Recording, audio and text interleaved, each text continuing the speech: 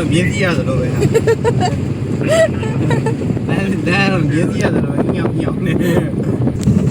ဟိုမှာမြင်းလဲလေးမြင်းလဲဟိုနွားလဲပြောကွာမြင်းနွား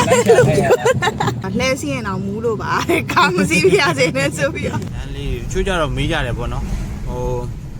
လမ်းမှာလို့စစ်စစ်တွေကျန်းလာတို့ဖမ်းလာတို့ဘာတွေရှိလဲအဲ့လိုမျိုးမေးတာတွေတွေ့တယ်ဗျအားကြောင့်မလို့ဒီပဲအစင်ပြပြနဲ့သွားလို့လာလို့ရတယ်ဆိုတော့သိအောင်လို့လမ်းမှာလေးရိုက်ပြတာပေါ့နော်အားလုံးပဲမင်္ဂလာပါ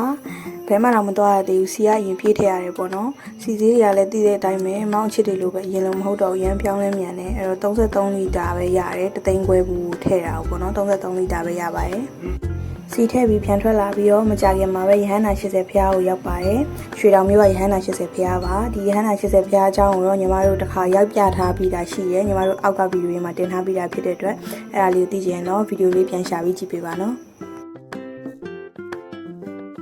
လမ်းမှာထိုင်းရင်တော့ဆိုင်ဒီမှာလေးနဲ့ဒါရွှေတောင်နေထွက်လာတယ်နော်ဒီရွှေတောင်အထွက်ကထိုင်းရင်ဆိုင်လေးကလည်းအမီးတွေအရန်စုံလို့အရန်နာမည်ကြီးတယ်ဒီနေရာရောက်ရင်တော့ဝင်ပြီးတော့မှတောက်ကြည့်ဖို့ကြံပေးချင်ပါတယ်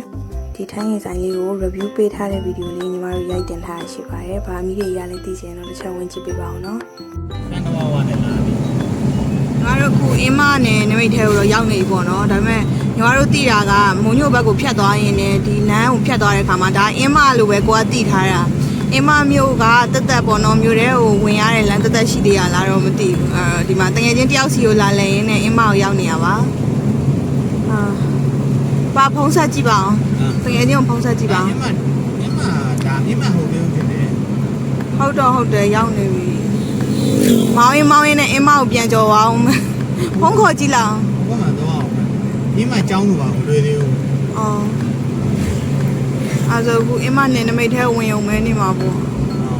ကြော်သွားလို့ရှိရင်နောက်ထပ်တစ်မျိုးကိုပြန်ရောက်သွားမှာဟုတ်တယ်မျိုးတော့မဟုတ်ဘူးရွာလေးဟုတ်ရွာမှာအဲ့အင်းမအဲ့ဒါကအင်းမရောက်နေပြီ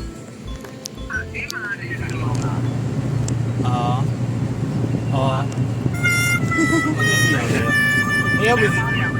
ဈေးဒီကိုငါမောင်းလာလိုက်မယ်ငါမောင်းပြီးငါပြောမယ်ဟုတ်ပြီနေအများကြီးပဲဟန်လာတာသူလဲနာတော့မျက်စိလဲနေဒီရှိလဲနော်ရှေ့ဟိုကျေးဇူးပါလေးရရှာသွားဘူးလေလမ်းမြန်လာဘူးဟိုလောကဟိုကလေဆရာနဲ့ဒီနေ့ကနေဝင်သွားသေးဘူးလေကြက်ချန်ဆေးသွားလောက်တာအဲ့ရွာတယ်ဆရာနဲ့လို့သာပြောနေဆရာနဲ့ရောဟုတ်လားမသိဘူးကြာကန်ပြောရမစိုးသူလမ်းညွန်တာငါမျက်စိကိုလဲနေတာလေဒီစားဆိုင်ရယ်နဲ့ပေါ်ရှောင်းလာလေးတော့ရှိပါတယ်ကားနှစ်စီးတော့အဆင်မပြေဘူးအင်းတာရလိုက်တာတော့စိမ့်ဆိုနေအောင်မိုက်နော်အေးချမ်းတယ်နော်ပြောမပြောရွာတွေကလေအေးချင်းချမ်းကျဲဝန်းနဲ့နေရအဲ့မျိုးရဲ့သဘောကျတယ်ရွာလမ်းတောက်လျှောက်ကိုလမ်းကောင်းနေတော့ရှယ်ဖြစ်သွားပြီပေါ့ကားတောင်ရှယ်သွားလို့ရတယ်ကျွန်တော်တပည့်လေးစီးတန်းနေအောင်အဲ့ဒါတီးဟုတ်ပဲလားကားလိုက်တာတော့ရင်ဒီမိသားစုကျေးဇူးတင်လိုက်တာဒီလိုပဲဒီမှာဒီလိုရှိရတာမသိရဘူးเนาะသွားလို့လာလို့လည်းသိရเนาะဟုတ်ပါကတရားလမ်းရှယ်ကောင်းနေအားနေမှာရင်းဒီလမ်းပုံပြန်ရောက်သွားတယ်ဒါပေမဲ့ तू ပြောတဲ့ရွာကိုရောက်ပြီလားမရောက်သေးဘူးလားကြော်လာလားမအောင်ဆိုတော့စွန့်မအောင်လားဘာဖြည်းဖြည်းလမ်းဆိုးလို့အရန်ခုံတယ်လမ်းတော့မြင်းကြီးရတယ်လို့ပဲလမ်းတော့မြင်းကြီးရတယ်လို့ညောင်နေရောက်ဘူးလေရှိအောင်လာလိုက်တာတာကြီးရွာလဲတာပါပဲယောက်ျားရဲ့နေပြောလို့ပဲမြင်းစည်းနေရတယ်လို့ပဲဟဲ့ဟိုမှာမြင်းလဲဟိုနွားလဲပြောကွာမြင်းနွားလိုက်ကြသူပြောတဲ့ကြာကန်ဆိုတာတော့ရောက်ပါပြီညီမတို့ထင်တာကကြာကန်ကိုကြာပန်းကန်လို့ထင်ပြီးတော့မှအဲ့ကြာပန်းကန်ကိုလိုက်ရှာနေရပါတော့တကယ်တော့ကြာကန်ရွာကိုပြောတာပါအဲ့တော့ကြာကန်ရွာကိုရောက်တော့ဘိုက်စာလို့သမော်လီတောင်းဝင်ဆွဲခဲ့ပါတယ်ဒီကစားဖို့ဆိုတော့ငားတယ်ဒီမှာဘိုက်တင်းနေတောက်လျှောက်ကိုစားလိုက်နေတာယူဟိုမှာစားဖို့တော့ဟိုလှုပ်ထားပြီးသားပါဆိုရွှေတင်ငန်းကုံမျိုးစုံရောင်းဝယ်ကောင်းပါလားရွှေတင်ငန်းနေတော့လားရွှေတက်လားရွှေတက်လို့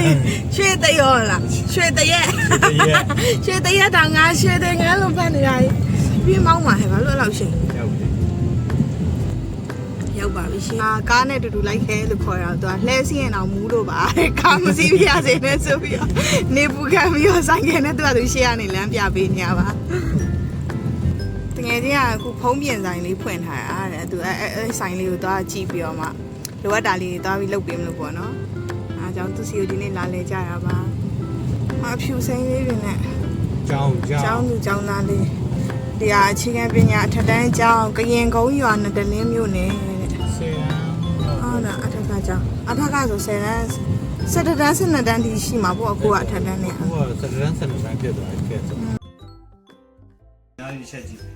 ကြည့်မယ်ဆိုတော့စကုတ်နဲ့မရှင်းလင်းတာအခုတော်တော်ကြီးသွားတယ်မလားကြီးပါလေပထမလောက်ကြီးမကြီးဘူးเนาะပထမဝိုင်းဟုတ်တယ်မလားအခုချိန်များတဲ့သူ့မှာ30ရှိရပါမယ်30 20เนาะဒီကောင်းနဲ့ဖိုးကရင်ဖြတ်လိုက်ရဖိုးကလည်းဒီကောင်းနဲ့မျက်လုံးကိုချိန်เนาะချိန်ပြီးဒီမှာဒီနားမှာဒီမျက်လုံးဝါးနေတယ်ဆိုရင်ဒီကောင်းလေးနှလုံးကိုညီအောင်ချိန်ပြီးရနော်တစ်လုံးတစ်ဖက်ကတော့ကြီးနေပြီတစ်ဖက်ကတော့ဝါးနေတယ်ဒီနှလုံးလေးဒီအရင်လေးကိုလှည့်ငါတို့ဟာဆိုရင်ဒီလိုအောက်ကလှည့်လို့ရဒီကောင်းဒီအောက်ကလှည့်လို့မရနော်ဒီနားလှည့်ရင်လည်းဟိုကြီးကဒါကြီးပဲလှည့်ရင်လည်းမရဒီနားလေးတခြားလေးလှည့်ပါနော်ဒါကြီးပဲလှည့်နေလေမျက်လုံးကပုံမှန်ပဲပါတဲ့ဟိုအောက်ကဒီအိမ်လိုက်ကြီးလိုက်လဲနေတာသိလားဒီမဲမဲအေးပဲလိုက်လဲဒီမဲမဲအေးကိုထိန်းထားပြီဒီအပေါ်ဟာလေးပဲလှည့်ရသိလားနော်ဒီမှာနော်ဒီနားမှာဟိုမှာဒီမှာဒါလေးပဲလှည့်တက်လာဆင်းလာတော့ပေါ်တက်လာဒါလည်းတော့ပေါ်တက်လာပြီလားအောက်ပြန်ဆင်းလာပြီလားအဲ့ဒါလေးပဲလှည့်ရမင်းအဲ့ဒါကဒီမဲမဲကြီးသွားခိုင်းလှည့်နေဒါကြီးလဲနေမှာဒီထဲကိုထည့်တယ်မှာဒါကြီးလိုလဲနေမှာအဲ့တော့မျက်လုံးကမြည်တော့အခုမှဝါသွားတယ်ဝါသွားဆိုတော့ငါတို့ဒီမဲမဲလေးကိုထောက်တာပဲလေတော့ပြန်ချိန်လိုက်ဒီဘောဟာလေးပဲလှည့်လိုက်အဲ့ဒါမှ